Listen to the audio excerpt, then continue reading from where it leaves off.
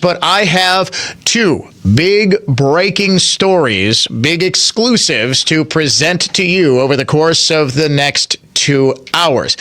I have exclusive access to brand new polling in both the state Supreme Court race and the state superintendent's race. It has not been shared anywhere else except right here. Now, this comes as the Marquette University Law School poll did polling on the state Supreme Court race, but did not do a head-to-head matchup because the poll director, Charles Franklin, said too many people had no idea who it is that's actually running for the state Supreme Court. Waukesha County Judge Brad Schimmel has a 29% favorability rating in this poll. He's viewed unfavorably by 32% of voters. 2 in 5 said they had no opinion of him. Liberal Dane County Judge Susan Crawford, on the other hand, viewed favorably by just 19% of the electorate, compared with 23% who viewed her unfavorably. 3 of 5 had no opinion of Crawford whatsoever. The poll, 864 registered voters, plus or minus 4.6% is the margin of error. Now, rather remarkably, 39% of the warm bodies who were at least allegedly warm bodies interviewed in this Marquette poll actually said that they had heard quite a good deal about the Wisconsin Supreme Court race. An additional 42% said they had some familiarity with this race. Yet somehow you've got 40% of voters having absolutely no idea who one of the candidates is, even though he used to be the state's attorney general. This is a good instructive moment, ladies and gentlemen. If you're listening to a show like mine, if you're watching us on the Dano Cam, you have a broader base of knowledge than probably 90 to 95% of people who might or might not vote in elections. Now, those people all, at least a substantial number of them, cast their ballots in fall elections, especially presidential elections. But this is why I focus so acutely on these spring elections, especially the ones that I don't even have time or the ability doing a show like this to cover. The races for school board, the races for village board. Those are the races that, while I am familiar with what's going on in a great deal of them, those are the ones that actually matter the most to you, but sort of paradoxically, those are the ones that are going to be least likely to be covered on a show like this one, which means they are far more important, and you, if you have any familiarity and any level of influence within your community, have an outsized influence when it comes to these elections. The same thing goes with the statewide elections that are on the ballot. Franklin, to my knowledge, and I didn't dive deep into his cross tabs for this Marquette poll. I don't even think he bothered asking about the state superintendent race, because if you had to ballpark it, what percentage actually know who the state superintendent is? I'll bet you that number is well south of 20% of people in this state.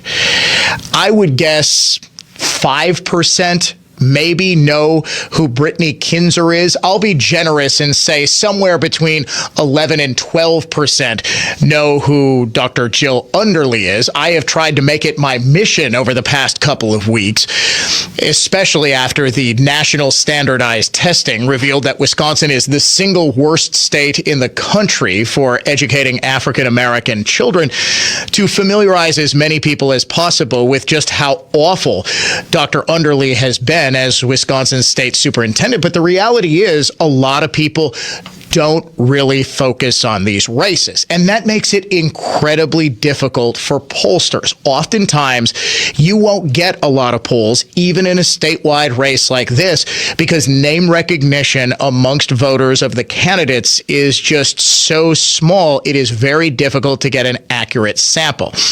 That's why it has been so refreshing that the Institute for Reforming Government has actually hired Scott Rasmussen, who used used to run Rasmussen Reports. He has since sold the company that still bears his name, and he has founded another one known as RMG Research.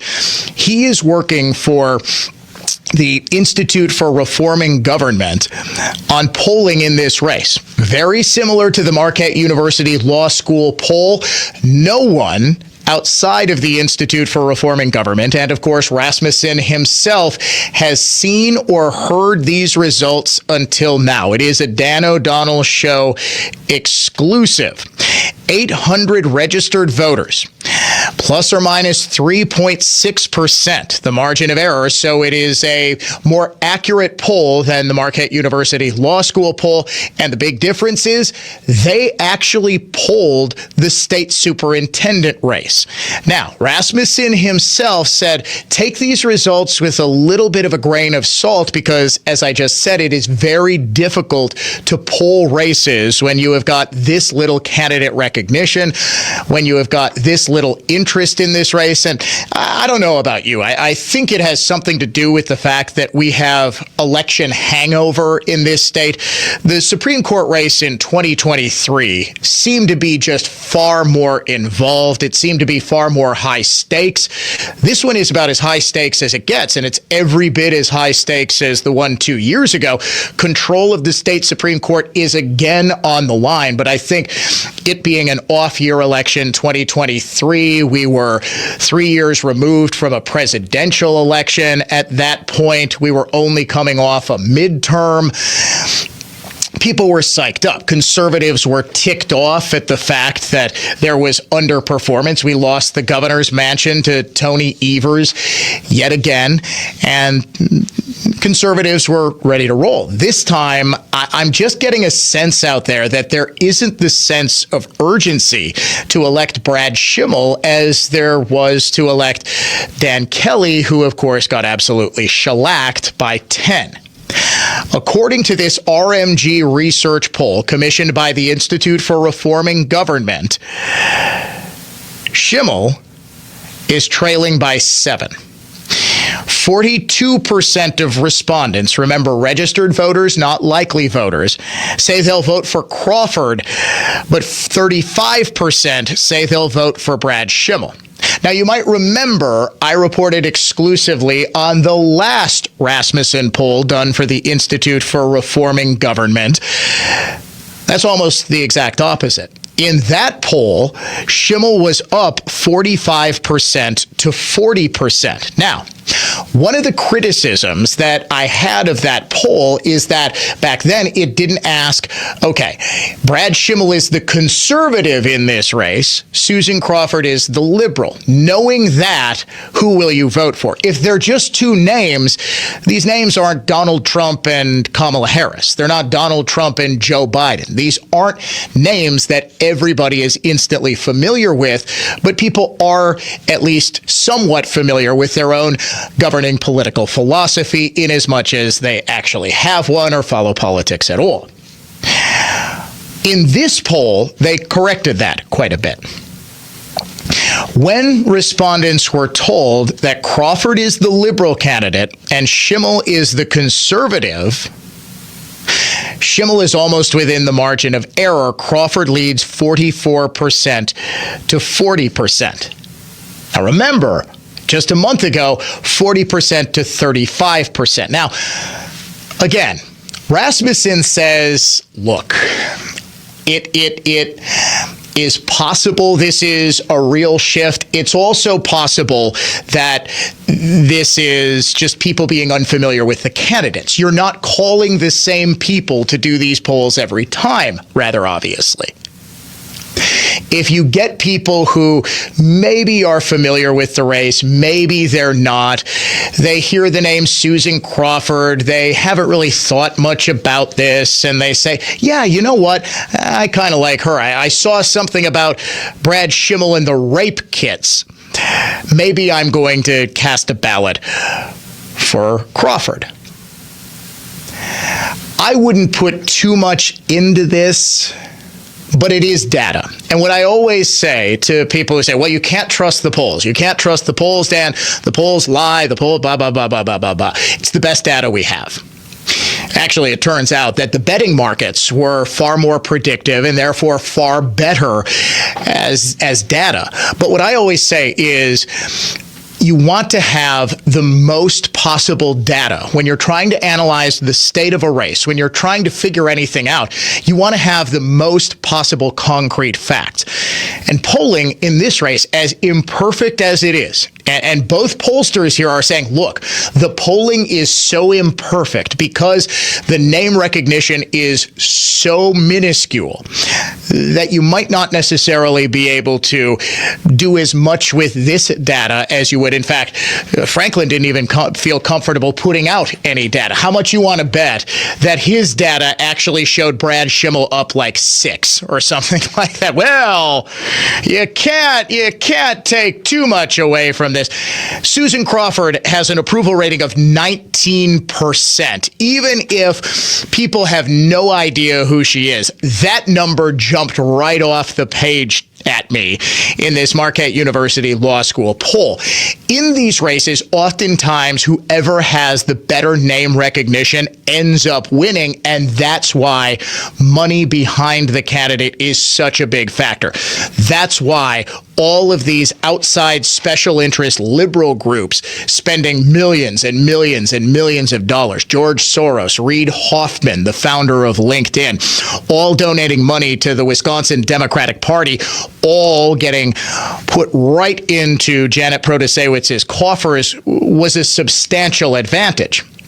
This is also why you hear the left and their mouthpiece over at the Milwaukee Journal-Sentinel, Dan Bice and whoever else they've assigned to the Wisconsin Supreme Court race beat, are screaming bloody murder about the fact that conservatives have actually evened those odds a little bit by getting money coming in from, among others, Elon Musk's super PAC supporting Schimmel. Now, of course, you'll note, as I have repeatedly, that whenever all of the Elon Musk money is reported on in the rest of the media, it's so weird. It's like they forgot Reid Hoffman and George Soros and the governor of Illinois, J.B. Pritzker, who is also given $750,000 to try to elect Crawford, don't exist. It's almost like they only want to report on outside money in politics as a bad thing when that money tends to benefit the conservative. Now, that's only half of this exclusive polling news that I am presenting. As interesting as the state Supreme Court race is, the state superintendent race results in this poll are downright fascinating, and we will get to them in just a few short minutes when the Dan O'Donnell Show returns. Reforming Government has now put out a second poll conducted by Scott Rasmussen of RMG Research. He was the one who founded Rasmussen Reports, very, very credible pollster.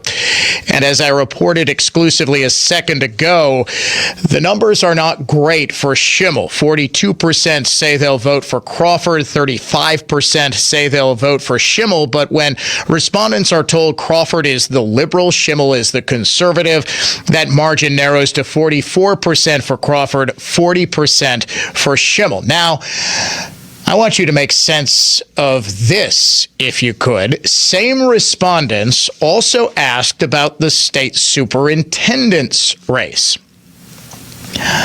Brittany Kinzer is the candidate conservatives are supporting. She herself is not actually a conservative. She's more of a moderate, but she is at her heart a true educator. She is an education reformer. She is a very strong supporter of school choice. She is a staunch advocate for going back to teaching phonics, ABCs, 1, 2, 3s, not LGBTs. By the way, has anyone ever come up with that? ABCs instead of LGBTs? No. I'm saying, but producer Dave is sitting in for Paul, who's taken a second straight day off. I guess he just enjoyed his day off yesterday when it was rainy and cold. He wanted to enjoy a day where it was snowy and even colder. Dave says, no, it doesn't work because the alliteration is off. Well, in 21st century America, we're not sure, Dave. On this show, stuff just kind of randomly starts firing. I know you didn't touch anything. I saw you were nowhere near the computer. There is some sort of ghost. It is, yes, the ghost of Paul. He's remotely accessing the board, trying to sabotage stuff for me making fun of him for taking 2 random days off in the middle of the week. No, it does. The alliteration does work. And I'm shocked nobody has come up with yet. I just off the top of my head came up with this, that instead of, trying to trans the kids in school, or at the very least getting them indoctrinated with all manner of left-wing pap, you teach them the basics. ABCs, not LGBTs. Huh? I'm selling that. You know what? I am going to copyright that, and I am going to sell that, or trademark it, I guess it would be, and sell it to Kinzer. Actually, she can have it for free because Jill Underly is so awful. Under no circumstances can this woman be allowed to continue her job as state superintendent. But figure this out. In the same poll that shows Susan Crawford, the Liberal candidate, up 4 points when she is identified as the Liberal candidate, Kinzer is winning this race. According to this poll, 22% of voters say they'll back Kinzer, 20% for Underly. However, again, this is where the undecided factor, the lack of knowledge factor comes in. 58% say they don't know enough about these candidates or have not yet made up their mind. They are still undecided. The thing that immediately smacked me across the face, and it should smack you too, when looking at some of the crosstabs of this poll, diving deeper into the data, looking at some of the questions, not just the top line results. When respondents were told that Kinzer supports school choice and Underly does not, Kinzer's lead rises from 2 points to 30. 56% for Kinzer, 26% for Underly. Are you listening? Everyone who cares about the state superintendent race, from Kinzer the candidate on down.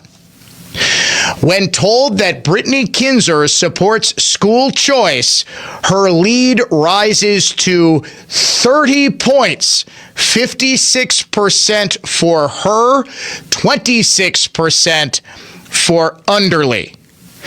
Clearly, there is an issue on which people are basing their votes.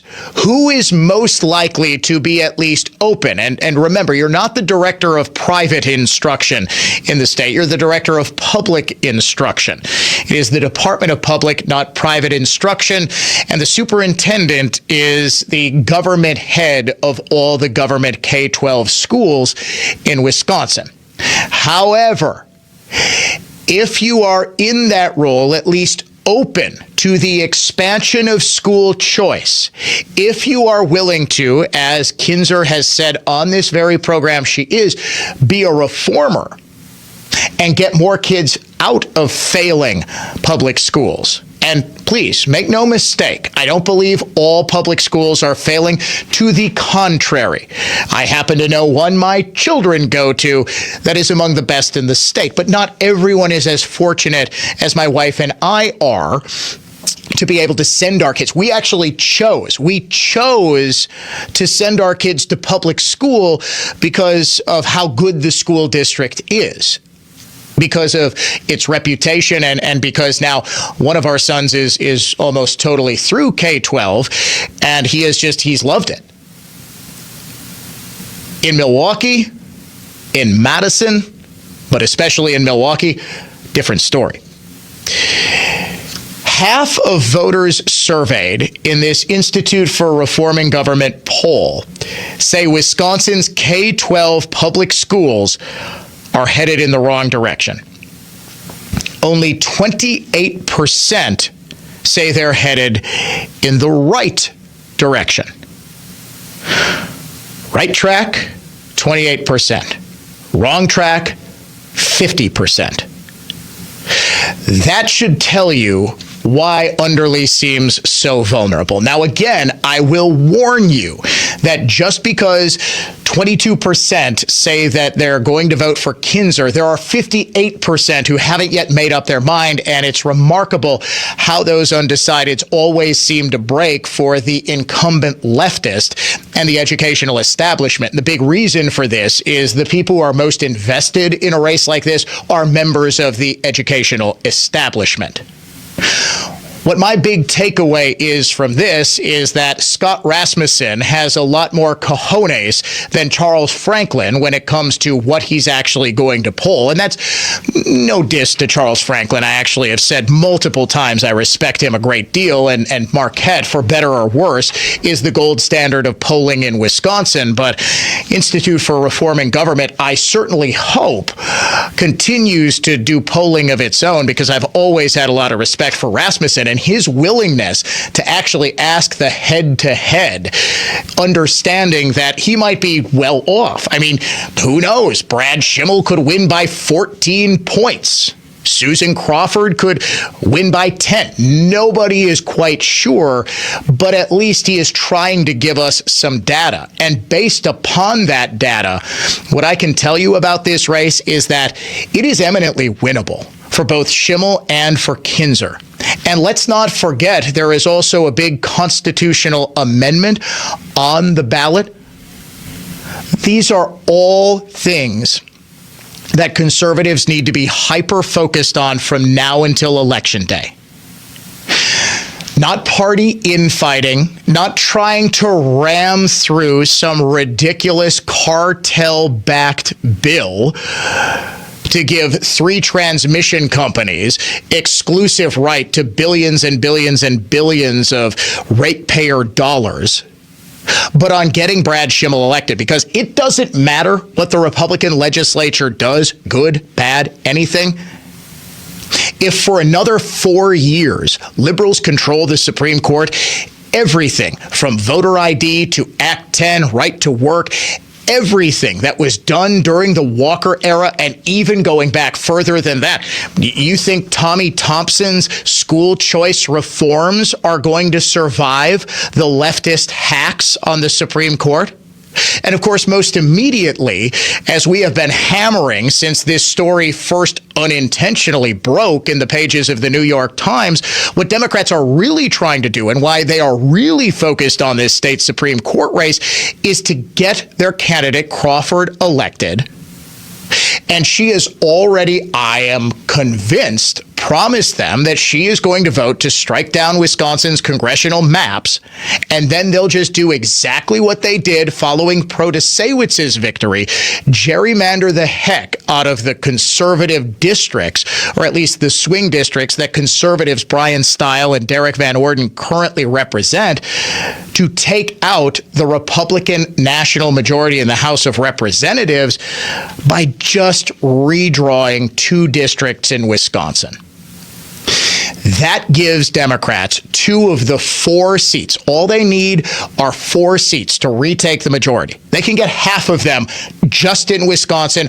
All they need to do is to get this leftist hack in a black robe elected. So you'd better believe that they are all in on doing it. Conservatives can absolutely close the gap and get Schimmel back up 5. I'm willing to wager that this race is actually neck and neck.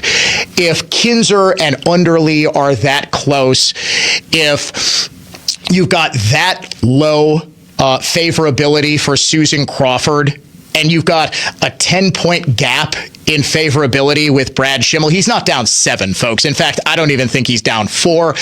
I think this race is probably even, but it's going to come down to not just money, Not just Elon Musk swooping in a rocket and saving the day. It's every single one of us doing everything we can from now until April 1st to get every single person out to the polls to recapture the conservative majority and to quite literally save this country from Democrats taking over the House once again and again, spending the next 2 years doing nothing but impeaching President Trump.